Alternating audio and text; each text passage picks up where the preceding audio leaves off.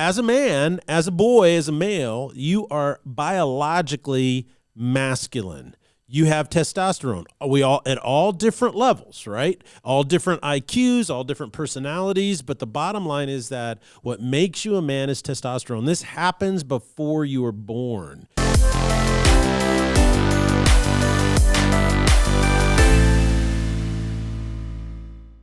Ladies and gentlemen, welcome to the Salty Pastor Podcast, a podcast dedicated to helping you learn to grow your faith and your critical thinking skills. Our goal for you is strength. We want you to know what you believe and why you believe it so that you can grow strong. This is why we can't tell you what to believe. We can only inspire, facilitate, and coach you along the journey of discovering your inner convictions. My name is Jesse Mayer. I'll be your host, and we cannot do the Salty Pastor Podcast without the Salty Pastor himself. Hello. Dr. Douglas Peake. Thank you very much. Today, we're going to get doctory on you. Absolutely. Doctory? Oh, yeah. We're Is going there to a talk medical about men. emergency? Nope. Oh, okay. Nope, I'm not that kind of doctor. So it's just about men, what men are going through, and some research and things. And so we're going to take the relationship series that we're in right now, and we're going to hopefully give men a lot of tools, a lot of things to think about in order to prove their relationships. Well, I love that. We are in our series on relationships. Last week, we studied how unresolved conflict is one of the biggest toxins that undermine all relationships, friendships, dating relationships, marriages, business partnerships, parent-child relationships. All the relationships in your life can be undermined by this toxic, unresolved conflict. We found 7 practical steps to resolving conflict in Paul's teachings to the Ephesians in chapter 4. And then this week we've been revisiting those 7 practical steps in resolving conflict found in Ephesians 4 and how they specifically apply to men in particular. So what thoughts have you for us today, Dr. Douglas Peake? Oh, today it's all about Fight Club, Fight Club? Fight Are we Club. fighting? Yes, men. You're taking me on a tornado of different feelings today. Yes, all kinds of stuff. Fight Club, it's all about fight. A man becomes a man when he discovers the battle that he must fight. And so I've always called this Fight Club for all men. When you take responsibility for yourself, you start to realize, wow, I'm in a battle and I need to fight to win. And one of the biggest areas you need to fight for is the health of your own soul, the redemption of your soul. And because if you're not at peace with yourself, you can't be at peace with anyone else. And men, your relationships are more important to you than you could ever imagine. God created you in His image, and part of that image is relational. And so whether you know it or not, even though you might be interested more in things and people, your relationships are critical to the health of your soul. The first relationship that needs to heal your soul is the one with Jesus through redemption. What that does is that allows you to restore the relationship with yourself so you know who you really are as a man. And then, of course, that transforms all your relationships around you. This is really, really important. All research shows out there across the board that if you want to be successful in life, just in life in general, whatever markers you use, you have to have good, long-lasting relationships. Get married and then stay married. Keep lifelong friends. You don't have to have thousands of friends or whatever, but you do need to have some friends and keep those friends. If you can't keep friends, if you have 0 friends and you can't keep it, then there's something going on in your soul that you need to resolve. All research says this, if you want to live longer, particularly if you're a 50-year-old man or older, invest in your marriage if you're married. Invest in your friendships. One of the things that's really fascinating is that there's a lot of guys who think, man, I've lived in this one place for 25 years. I built a business. I'm ready to cash out, and I'm going to go live in Belize, or I want to go live here. And then they get up and they go down there, and then their health starts to fail. And what they found is that what happens in your retirement, the thing that actually helps you be the healthiest, is that you stay in your existing friend networks. So you have all these friends, you spend more time with them, you start doing more. Now, find a weekender in Belize or, a 2-month or 3-month place to go, but maintain those friendships. Your marriage. Men who have been married a long time and stay married after they retire live the longest. So what happens is you're in a fight for this to know this and to live this way, to reap the harvest of this in your own life, because the world in which you lived is filled with distraction. It entices you for selfish ambition. It uses your own passions against you. It has busyness just constantly inundating you, and all of these things undermine the notion that, wow, my friends are important and I need to keep them. So men really need to fight for their souls and what's best for their souls as well. Why do they have to fight for it? Like, why doesn't this just come naturally? Why is it all have to be a struggle? Why does it have to be so hard? Yeah, some guys have said, why can't it be like my sex drive? I went to puberty and it was there. It was there and it was going. I didn't ask for it. It just happened. Why can't this be that way? Well, some might call it a conspiracy. Some might call it the spirit of this world, which is the devil. I'm not sure it really matters where it comes from, but I think it's absolutely a walk in the park, Kazansky, to prove that the agenda among all the cultural elites in our society today is to eliminate men as men. Now, as a man, as a boy, as a male, you are biologically masculine. You have testosterone. We all at all different levels, right? All different IQs, all different personalities. But the bottom line is that what makes you a man is testosterone. This happens before you are born. It happens in the very first stage of fetal development. And that is because when the egg is fertilized by the male, there is an X and a Y chromosome, and that Y chromosome tells the mom to flood that embryo with testosterone in the first stage of gestation. So, and then it happens again right before you're born, and then it happens throughout your life. And the biggest time where it really affects you is in puberty. Right. And that's really important to understand, is that testosterone has some very specific impacts and influences you as a male. First and foremost, it will make you physically stronger than women. Now, when you're in the 4th grade and you're 8 or 9 years old, you and the girls are the same height. You weigh the same. You can run almost the same speed on the playground and play tag and stuff like that. But when puberty hits and your body is flooded with testosterone, you start filling out, you put on muscle mass, and you are pound for pound stronger than females. This is a general thing. So the other thing it does is it causes you to be more of a risk taker.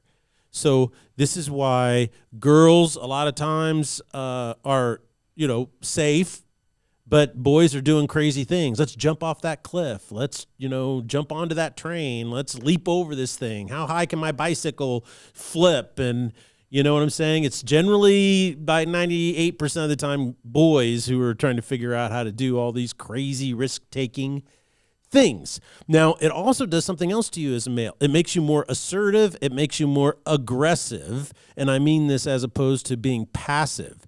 And passivity in males is often learned, okay? And it's learned in your family of origin, and it's learned predominantly today through the public education system. We'll talk about that more later. But because you have testosterone as a male, you're more prone to being protective. You want to protect your things. You want to protect the people that you're close to, right? Right. Testosterone causes you to think more categorically. Instead of thinking it all together and once, you tend to think more categorically. I can think and focus on this thing until I solve this problem, then I can move on to the next one. It allows you to have greater 3D rendering in your own mind. You can see things in 3D and look at them from different perspectives. And so, in essence, it makes you more interested in things than in people. So it's kind of a common thing. Now, in order for, these are things that testosterone does to a male, right? Well, in order for the cultural elite's position that gender is a social construct, which we've talked about before under the Frankfurt school of social theory. It's a part of critical race theory in a different form. It's a real big part of the transgenderism debate. It's really this notion that there is zero difference between men and women as a gender, and they can go back and forth however they want to identify.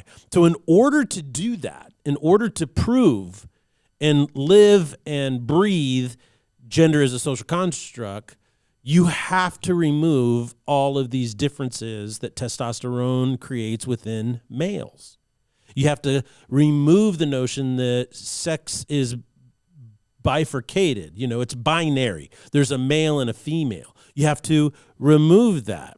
So because that is so coordinated in our culture today, it's so powerful and it's so destructive beyond belief. This is why as a man you have to fight for it, because if you don't fight for it, you are going to lose your soul in the process. You'll never know who you are and who God created you to be. Now, I'm not saying fight against these ideologies. As a man, you need to fight for something, right? And what you need to fight for, let your fight be for yourself and your soul and the way your soul was intended to be. So our audience members tend to like proof and evidence. Yes, they do. And it's one of the hallmarks of our Salty Pastor experience. So give us some proof, Pastor, of these things that you're claiming, because that's where the proof's in the pudding is a Proof phrase is that in the pudding. Okay. I don't know where that came from, but it's a thing that is said. Well, I'll tell you this. This is where I go all doctory on everyone, okay? So here's some research that's been done and some different things. I'm going to cover as much as I can based on the time we have. So who is noticing that this is going on and that this is a coordinated effort among the elitists in our society? Well, the Concerned Women for America. They wrote, based on a research study, they wrote, despite the overwhelming evidence that boys ought to be allowed to be boys, efforts to make little boys more feminine have become part of the national culture and accepted policy. So there's policy to feminize boys. Formal efforts can be traced to the passage in 1994 of the Gender Equity in Education Act. This legislation poured many hundreds of millions of dollars into efforts to end so-called bias against girls. Sadly, the evidence of bias was based on a study from the early 80s. It was soundly discredited only after it had been widely accepted as fact and after having been made the headlines in major media, creating a massive policy response that continues today. In spite of its blatant falsehoods, the findings of that long ago flawed study are still part of all conventional wisdom. So what's happening is because Congress passed in 1994 the Gender Equity Education Act under the Clinton administration. This legislation is basically set the thing. It was funded by hundreds of millions of dollars, and this is where all the curriculums in the public education system have adopted, everything from their discipline policies to how to structure a classroom, the behavioral requirements for boys in classrooms, educational requirements for boys in classrooms. Here's another research study out there, and that is that in our classrooms today, girls are thriving and boys are falling further and further behind. The biggest places where boys fall behind is in reading and writing. And so they're like, oh, okay, well, that's just because girls are better at reading and writing. Well, it turns out that that's false. You see, what has happened in our public education system is that they've adopted an ideology based on this Gender Equity Education Act that the only kind of reading and writing we like are personal reflection. So what they ask boys to do is say, well, how do you feel about this? And how does this impact you? And what are your thoughts on this? So they're forcing boys to connect write to their like feelings, girls. Yeah. right? And so what they found is that, okay, what if we take boys and we say, okay, tell me a story of how a pirate conquered the island. And those boys will sit down and they will read books about pirates and zombies and cars. And they'll write these incredibly long, complicated stories about how they went in and zombies took over and pirates pushed them back. I mean, and so they're like, wow, these boys are extremely expressive. So what has happened here, you see, is there's underlying upstream value here. And that is, well, if boys and girls are exactly the same and we don't like the qualities of boys, then let's just force boys, since they're all the same, to act, think like girls. And I'm not saying this is to denigrate girls at all. I'm just saying to force boys to think that way, act that way, behave that way, we're going to get the outcome we want. Well, it doesn't work that way, because you're fighting not only biology, but you're fighting the very design of our Creator God. Now, maybe you're an atheist who listens to this. You don't buy into the God stuff, okay? All right, I'll grant you that premise right now. Then how in the world, under your secular ideology, can you fight against the evolutionary biology that you believe in that dictates boys behave and act this way? That's a rough one, Pastor. You can't do it. So my point is, it doesn't matter what your frame of reference is, the attempt to do this among our elites and remove maleness from males is absolute idiocy. And it is just, and this is why men have to fight. You not only need to fight for your own soul, but you need to fight for the brotherhood of men, and particularly boys who are being destroyed by this. And I'm not overstating how bad this is. In 2018, okay, just 3 years ago, the American Psychological Association. Now, you need to understand something about the APA. The APA claims to represent all psychologists. The APA puts out all these research studies all the time, which is basically the Bible for every school counselor in every public education school system out there. This is what school counselors are taught. This is what they're trained in, and this is their Bible that they're supposed to use for all of their techniques and all of their processes and therapy and everything else. In 2018, they released a report, and they sent it to all of the counselors and all the psychologists out there that said, and I quote, "Traditional masculinity is a sickness." That's the name of the study. Traditional masculinity is a sickness. And so Erica Komisar, who is a well-known, she's written a lot of books. She's a psychotherapist who lives in New York, has a very extensive practice. She wrote in the Wall Street Journal, the APA guidelines demonize masculinity rather than embracing its positive aspects. The report encourages clinicians. So it tells clinicians, meaning school counselors, psychologists, child psychologists, all across the board, to evaluate masculinity as an evil to be tamed. So this is probably, in my opinion, why boys are 4 times more likely to be diagnosed with ADHD and then put on mind-altering drugs.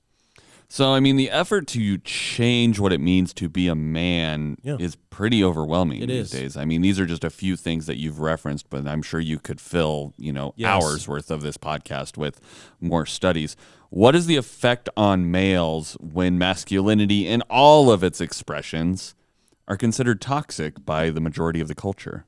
Well, in 2018, after this came out, that article or that study and that guidance by the APA, Susan Venker wrote an article. In her article, she did something interesting. She wrote an article about a conversation between Camille Paglia, who is in her late 70s now. She is a feminist icon. She's a lesbian, an avowed lesbian, and she, in the 70s and 80s, was really at the forefront of feminism. And she was having a conversation on a podcast with Jordan Peterson. She was interviewing him. And what Susan Venker did is wrote an article about it. And her article is titled, "It's Not the Men Who Are Toxic, It's the Women." Now, I didn't write that, but that's what she says. She says, in an interview, Jordan Peters stated with Camille Paglia, and she quotes him. He says, "It seems to me that it isn't men who have to stand up and say enough of this, even though that is what they should do. It seems to me it's sane women who have to stand up against their crazy sisters and say, look, enough of that, enough of man-hating, enough pathology, enough bringing disgrace on us as a gender. And then Jordan Peterson added this: I don't see any regulating force for that terrible femininity. And it seems to be invading the culture and undermining the masculine power of the culture in a way that I think is fatal. I really do believe that. So Susan Venker is pointing out that this is all coming from women who have a very radical ideology, who are pushing it in our culture and in media and all this kind of stuff. And I think that we see it, and kids are raised on this today. They're raised on it. Now I'll even get personal here, and that is my wife likes to every once in a while watch a few different shows. She started watching this show, with this gal named Queen Latifah. Right? I know Queen Latifah, yes. You know? Okay, cultural reference. You got that.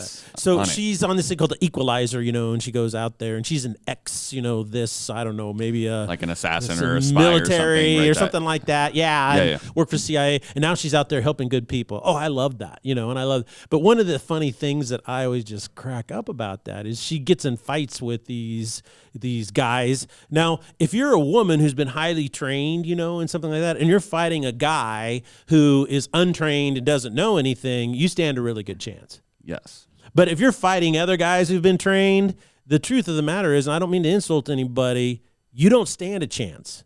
You really don't. As a matter of fact, the UFC has a huge problem right now because there is a male, and this male is identified as a female, and he is now trying to fight female UFC fighters.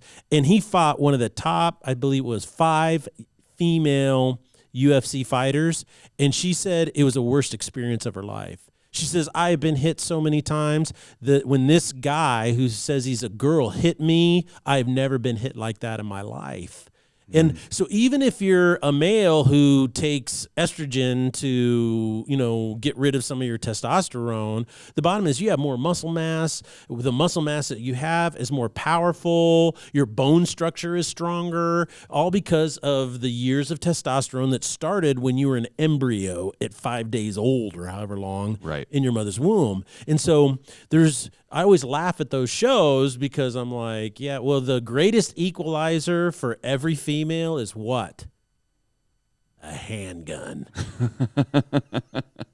That's right. It's the Colt 45 or a 911. If you have a gun, doesn't matter, Right. So I guess the point is that I'm trying to make is that when we have these expressions in our society that denigrate masculinity, it becomes toxic, particularly to males. Now, I'd like to say this. If you're a woman listening to this podcast, you need to know what my goal for you is. You know what my goal for you is? I want you to be the best female you can be.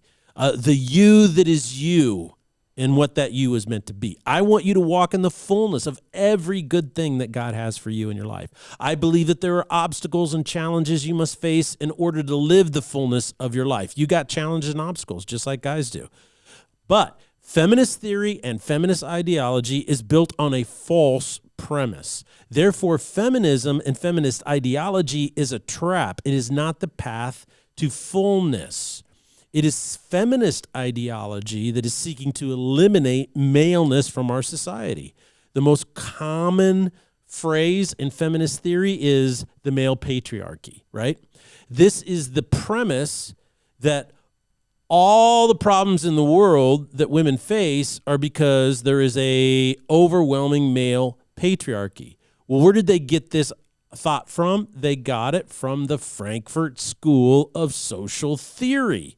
The connection is not just a correlation, it is causal, meaning it comes directly for that. All relationships are power structures. This is Marxist ideology, 100%. This is where intersectionality, that's Marxist ideology, 100% comes from. About critical race theory, its cousin is postmodern deconstructionism. So this happens over and over. And this is.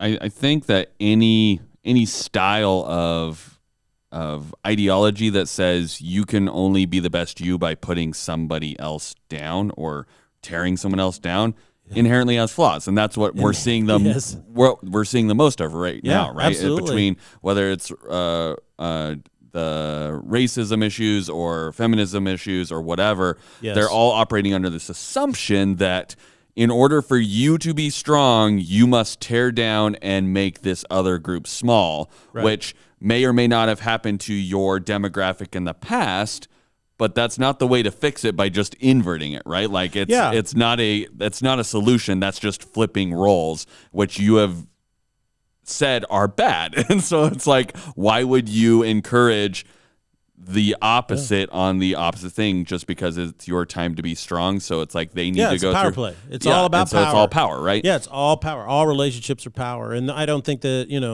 there's any way to have a long-lasting friendship or marriage or business partnership where your only basis for a relationship is power. Who has the power? Right. Because that just isn't the way human beings are wired.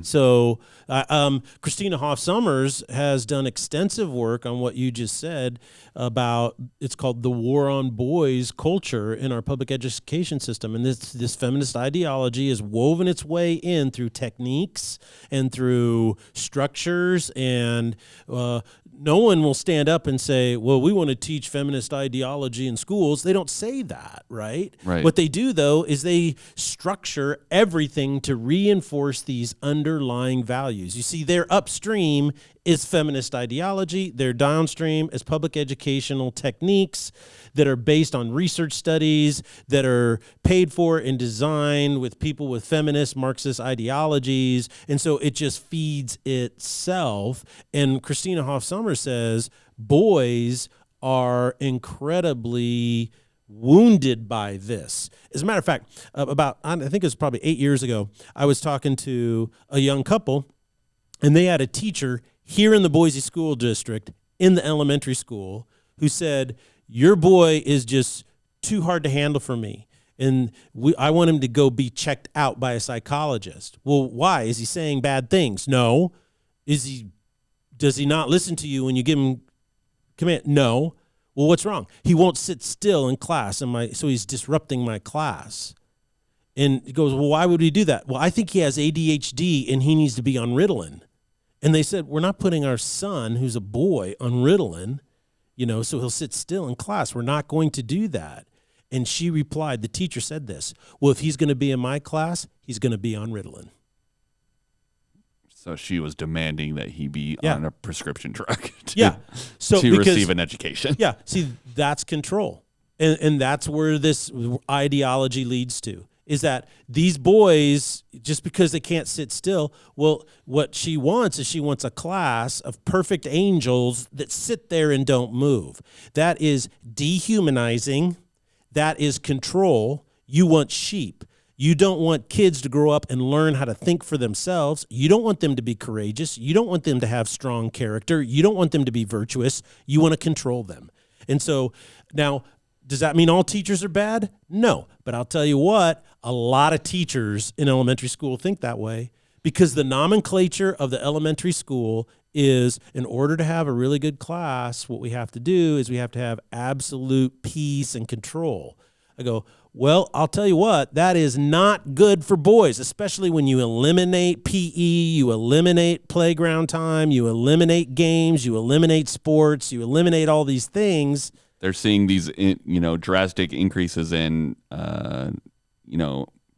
energy in these kids, and they can't figure out why, but they're eliminating all the physical activity out of their lives. And so they're like, why won't you sit still? You had your 3.5 minutes of playtime. Why can't you just sit still for 8 hours? For 8 hours, yeah. And so I think that that's really important to understand. If you're a young man today, right now, who is dealing with anxiety, or you're dealing with depression, a lack of ambition, maybe you are addicted to pornography, maybe you have an inability to build a loving relationship with a girl, maybe you're fearful of commitment, that you can't get a job and stick with it, or go to school and finish the course. I don't know, whatever it is that maybe you as a young man are dealing with. I would like you to consider the fact that it's not all your fault you get these tendencies honestly. And you get them from a culture that is trying to remove the masculinity from your maleness and to convince you that anything masculine is toxic when it's not. But I am here as your salty pastor to tell you this is your wake-up call. I'm the voice crying in the wilderness for you. I will blast the trumpet as clearly as I can, and I say, awake, O sleeper, arise from the dead. You were created by God to be a male. That means you're a man. Now get up, go, discover your masculine soul. Go be the man that God is calling you to be. You need to fight for it because your culture has zero answers for you on what it means to be a man. Don't listen to them. Don't buy into the deception from them. Embrace truth, and that begins with knowing God and being at peace with him so you can be at peace with yourself, because only then and then only will you fight for your soul in a way that brings victory.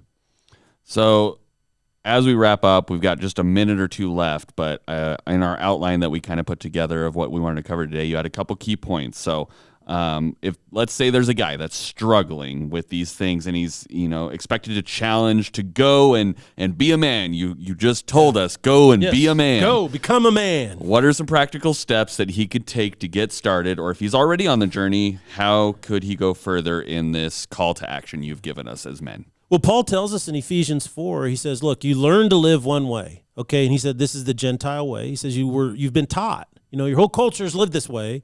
And so what I'm going to tell you is you need to learn a new way to live. He says, so that you can be made new in the attitude of your mind. So if you want to win the battle, if you want to go out and be the man you're called to be, then you need to live for something bigger than yourself. I'm not saying go out and throw trash cans around and protest or burn things down. What I'm saying is you need to find the noblest of causes, find the greatest virtues, the most righteous mission, and that is Jesus and his kingdom. You find that, then what's going to happen is you're going to be able to stand up straight, put your chin up and your shoulders back, and face this chaotic, deceptive, weird, broken world. And the very first thing you're going to need to do to start this journey is, Paul says right after he says this new attitude of the mind, you must put away falsehoods. And so what we have to do is put away falsehoods. John Eldridge in his book Wild at Heart, and then Beautiful Outlaw, and he has a bunch of others. He does a boot camp that we use this curriculum every year here at Foothills for all the men. And we try to go up in the mountains and we go through this curriculum. And one of his most important work in that weekend is he talks about agreements. And an agreement is something that happened to you as a boy, right? Somebody says something, and what they say means, well, you'll never be a man. You don't measure up. You're not enough. We don't respect you. And for some reason, we agree with that. And then we carry that agreement. And that agreement is what stops us. And that's a falsehood that we have to dispense with. So this is one of the falsehoods that Paul talks about in Ephesians chapter 4. He says, lay aside all falsehoods. So this is one of those falsehoods that you have to lay aside. So we're going to do more work on this. We don't have time to really go into it that deep. I'm going to be preaching on it this Sunday, and I'm just basically going to break every rule of preaching, guys. So I want you to be there because we're going to talk about how not to be that guy. Not to be that guy. And then next week, we're talking about how not to be that gal. So ladies, if you're like, man, he's really harping on the guys, but I'm learning some stuff about guys, we're flipping the script next week, and we're going to be talking about gals. So thank you guys so much for joining us. We really appreciate your tuning in every week to learn more, to dive deeper into your faith and your way of thinking, and to really challenge yourself to understand what you believe and what you know. So thank you guys so much for joining us. We'll see you here on Sunday in beautiful Boise, Idaho. Blessings.